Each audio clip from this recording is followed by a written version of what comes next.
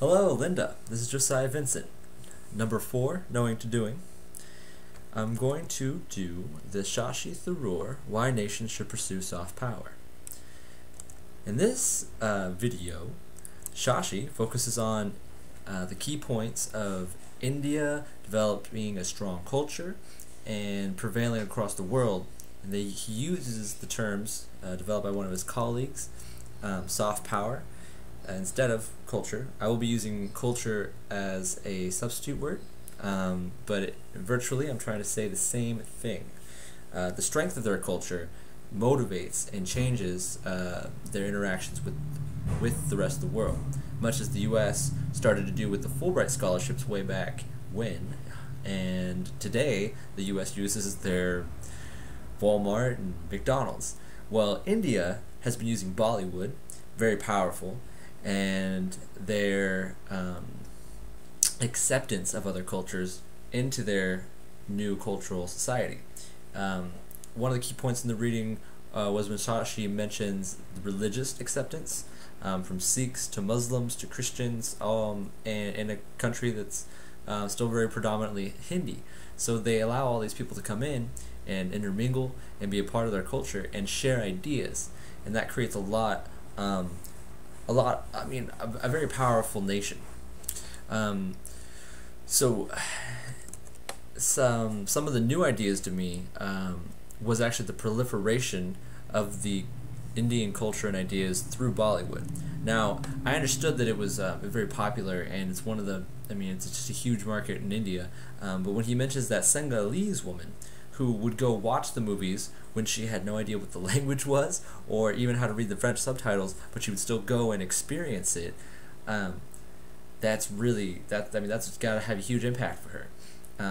I know that when I watch the Bollywood movies, I feel like they're over dramatized and that it's really tough to connect with the characters, but it makes sense now because they're literally trying to apply it to anybody. People who are illiterate and unable to know the language, they're still able to draw something from that. They're still able to get that drama and understand what's going on and enjoy the music and enjoy the dancing.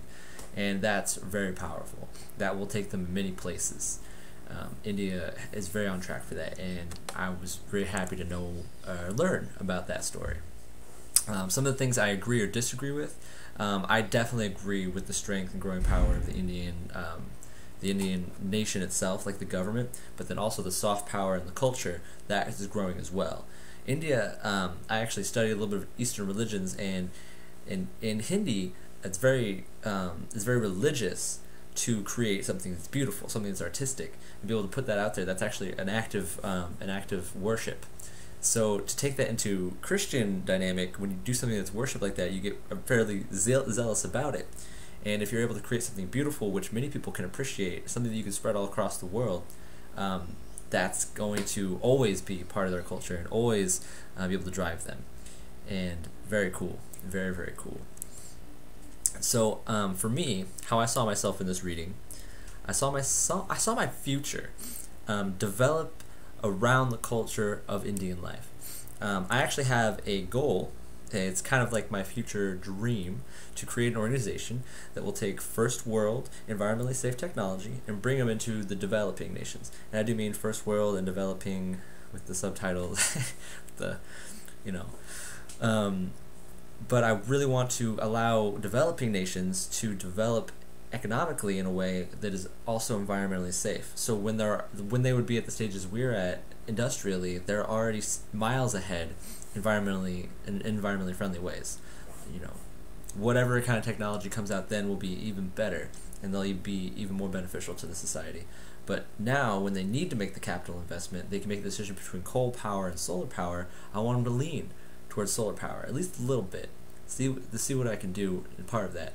So India is in need of those kind of changes right now, and I want to be able to help drive that force.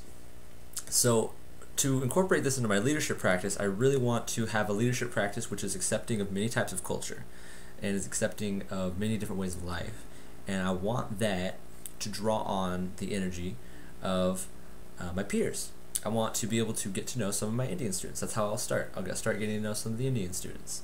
And when I get to know them, I'll understand how my idea applies to Indian lifestyle and how it can fit into their culture, as well as how I can introduce it to the culture, and how I'll have my own unique spin on it. There are already companies out there that do this, but I want to be able to have my own unique spin and be able to have a very hands-on approach to making this develop and this change. So I'm going to measure that success by finding out whether or not one or maybe more of my Indian peers would be willing to recommend me to talk to someone, possibly a future client in India, and to be able to try and get my foot in the door that way. So that's how I measure my success, and I hope that answers all the questions for the knowing to doing.